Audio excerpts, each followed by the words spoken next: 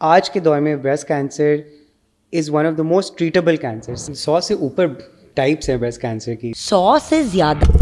Breast cancer کے کچھ بہت اچھے فارمز ہوتے ہیں جو نہ پھیلتے ہیں نہ میں نے زندگی میں کبھی یہ لائن نہیں سنی جی کہ کچھ اچھے والے کینسر بھی ہوتے ہیں، ذرا تمیزدار ہوتے ہیں. بہت تمیزدار. بریسٹ کینسر کے لیے بھی ایکشن لینا ٹائملی ضروری ہے، بالکل ایسا ہے. لیکن ڈرنا نہیں. آپ ایک ہولسم زندگی جئیں. Don't think you are limited. کیا نیچروپیتھی، ہومیوپیتھی، یہ جو ڈفرینٹ قسم کی چیزیں ہوتی ہیں، ان کا کیا عمل دخل ہوتا ہے بریسٹ کینسر کے؟ کیا آپ اپنی اپیئرنس کو، اپنی چھاتی کی لک کو بریسٹ سرجری کے بعد بھی چینج کر سکتے ہیں؟ السلام علیکم، I hope everyone is well. آج ہم اپنے پارٹ 2 کی طرف جا رہے ہیں of our breast cancer series. چھاتی کا کینسر ایک بہت بڑی problem, and I am very lucky کہ مجھے ایک پارٹنر مل گئے in this effort, in this کاوش. Doctor Vishal Raza, young doctor, highly qualified ماشاء اللہ. اس ایج گروپ کے ڈاکٹر میں اس لیول کی کوالیفیکیشنز آپ نہیں دیکھتے. یہ یوزلی 10 سال کے بعد ساری کوالیفیکیشنز پوری ہوتی ہیں.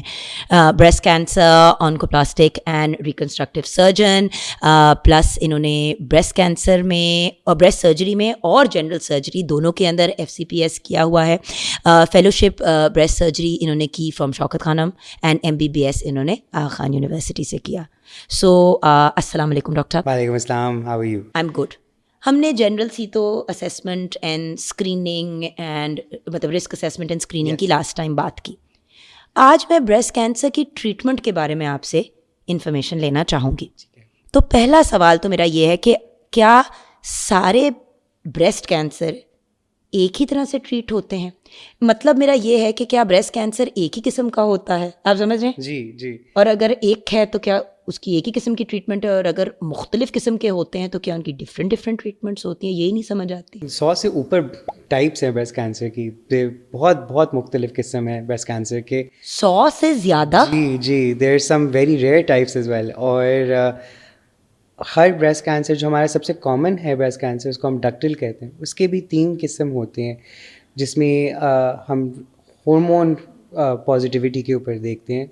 اور تو ہر مختلف کینسر کا، بریسٹ کینسر کا فرق ٹریٹمنٹ ہے.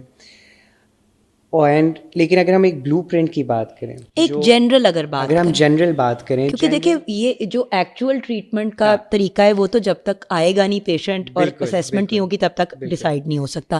لیکن ہمارے ویورز کی نالج کے اگر ہم ایک بلو پرنٹ کی بات کریں جس میں ہمارے 80% کینسر آتے ہیں، اس میں سرجری ہوتی ہے، کیمو تھراپی ہوتی ہے اور ریڈیشن ہوتی ہے.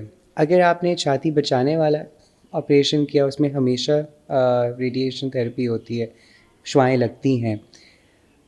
انلیس یو ار ابو 70 پھر شعاعیں لگانے کی ضرورت نہیں ہوتی. سو دیر از اے بلو پرنٹ، لیکن اس کے اندر ایج بھی آ جاتا ہے، اس میں ٹائپ آف بریسٹ کینسر آ جاتا ہے. ایک بریسٹ کینسر کے کچھ بہت اچھے فارمز ہوتے ہیں جو نہ پھیلتے ہیں نہ.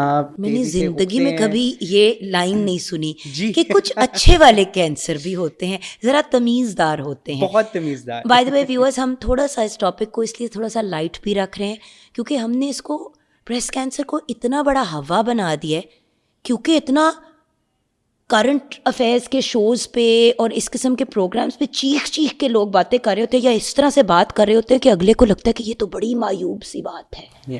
سو تھوڑا سا اگر ہم اس کانورسیشن کو نارملائز کریں گے تو آئی تھنک لوگ بھی ذرا خوف زدہ کم ہوں گے. بالکل ایسا. بھائی دیکھیں، زکام کھانسی کی ٹریٹمنٹ کے لیے تو ہم ٹینشن نہیں لیتے، لیکن کووڈ ہوا تھا تو ترا نکل گیا، سب کا جان نکل گئی، اور اس وقت ضروری تھا ایکشن لینا. ضروری تھا. تو بریسٹ کینسر کے لیے بھی ایکشن لینا ٹائملی ضروری ہے. بالکل ایسا. لیکن ڈرنا نہیں ہے. بالکل ایسا. آئی تھنک سب سے امپورٹنٹ چیز یاد کرنے والی ہے whoever جو بھی فیس کرے بریسٹ کینسر کو، کہ آج کے دور میں breast cancer is one of the most treatable cancer. سب سے جس کا علاج ہے وہ بریسٹ کینسر ہے. آپ کے پاس اتنی دوائیاں آ گئی ہیں، آپ کے پاس اب، اور ٹریٹمنٹ کتنی لمبی ہے. کیونکہ دیکھیں، مجھے یاد ہے جب چھوٹے ہوتے تھے اور کسی کو کینسر ہوتا تھا بریسٹ کا، تو ساری زندگی ان کی ایک طرح سے ٹریٹمنٹ چلتی رہتی تھی. پھر وہ چلے جاتے تھے ریمیشن میں, پھر اس ریمیشن میں بھی کچھ چل رہا ہوتا تھا, بال گر گئے, جسم پھول گیا, لمف نوڈ نکل گئے, تو اس سے ریلیٹڈ مطلب. جب میرے پاس مریض آتے ہیں میں ان کو بتاتا ہوں کہ آپ نے اپنی ٹریٹمنٹ 1 ایئر کا سوچنا ہے. 1 سال میں آپ کی کیمو, سرجری اور ریڈیشن تقریباً ساری ہو جاتی ہے اور ختم ہو جاتی ہے. After that you are in remission.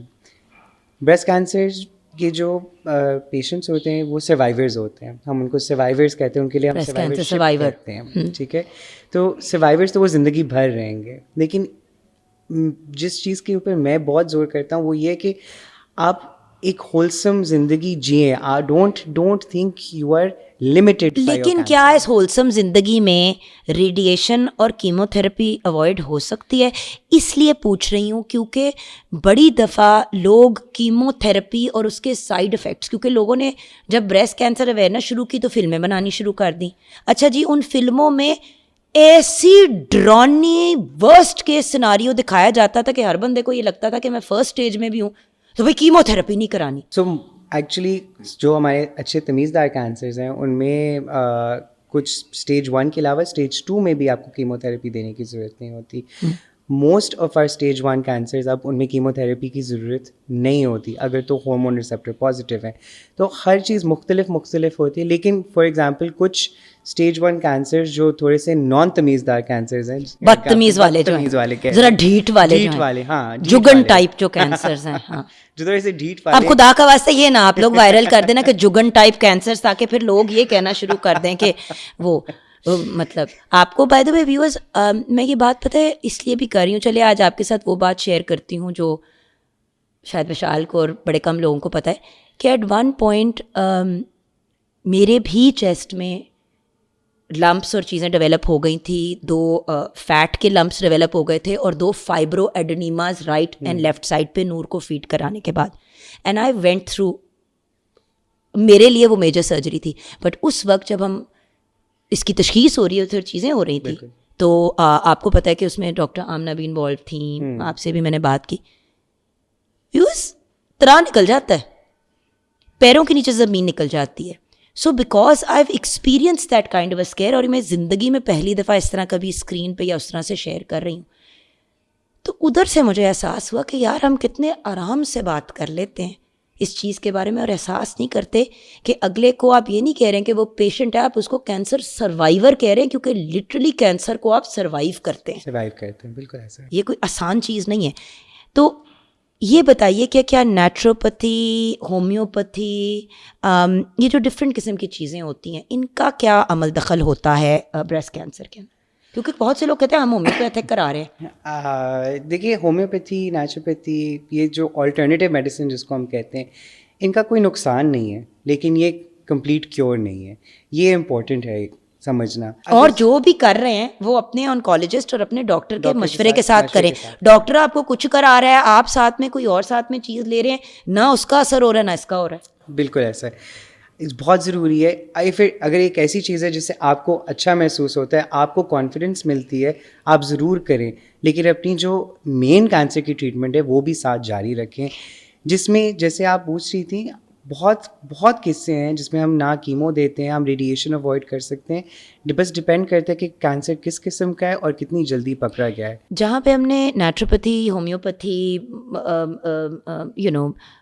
جیسے ہمارے طبیب ہوتے ہیں, بہت سے ایسے لوگ ہوتے ہیں اور وہ اپنا ایک بڑا پازیٹیو رول بھی ہماری بہت سی اور چیزوں میں بھی پلے کرتے ہیں, لیکن ابھی تک ویورز ہومیوپیتھی اور نیچروپیتھی میں حل نہیں نکلا کینسر کا ابھی تک. آئی مین جسٹ بیکاز کوئی ایک کیس آ گیا کہ 100% کیور ہو گیا, بیک اینڈ پہ اگر وہ کیمو تھراپی کرا رہے تھے تو پھر شاید کیمو تھراپی سے, آئی ایم جسٹ سیئنگ کہ دیکھیں جان بچانی ہے, باڈی کے اوپر ایکسپیریمنٹس نہیں کرنی. بالکل ایسا. کچھ ایسی بیماریاں ہوتی ہیں جہاں پہ رسک فیکٹر زیادہ ہوتا ہے, جیسے کینسرز ہو گئے, HIV ہو گیا, بہت سی ایڈز وغیرہ, اس طرح کی کچھ ایسے معاملات ہوتے ہیں جن میں آپ پنگے نہیں کر سکتے. بالکل ایسا. اچھا, جسٹ سو ہمارے ویورز کو انڈرسٹینڈ کریں, آپ نے جو ٹریڈیشنل طریقہ ہے ٹریٹمنٹ کرنے کا وہ اگنور کیا, یعنی کہ ایلوپیتھک, آپ صرف نیچروپیتھی کی طرف گئے اور آپ کا کینسر ایک طرح سے انٹریٹڈ رہا.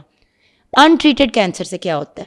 انٹریٹڈ کینسر یعنی کہ آپ اس کا علاج نہ کرائیں, مطلب آپ پراپر آنکالوجسٹ ڈاکٹر کے پاس جا کے علاج نہ کریں, آپ بس گھر پہ نسخے کرتے رہیں. سو انٹریٹڈ کینسرز میں مین چیز یہ ہے کہ وہ کینسر ایونچولی پھیل جائے گا، اینڈ پھیل کے وہ آپ کے جگر، دماغ، ہڈیوں میں جا کے پھر ادھر وہ اثرات کرے گا، ہڈیاں فریکچرز ہو جاتے ہیں، جگر فیل ہو جاتا پتہ ہے. لوگ کیا کہتے یہ ہیں والے کہ issues. زیادہ سے زیادہ کیا ہوگا، مر ہی جائیں گے نا.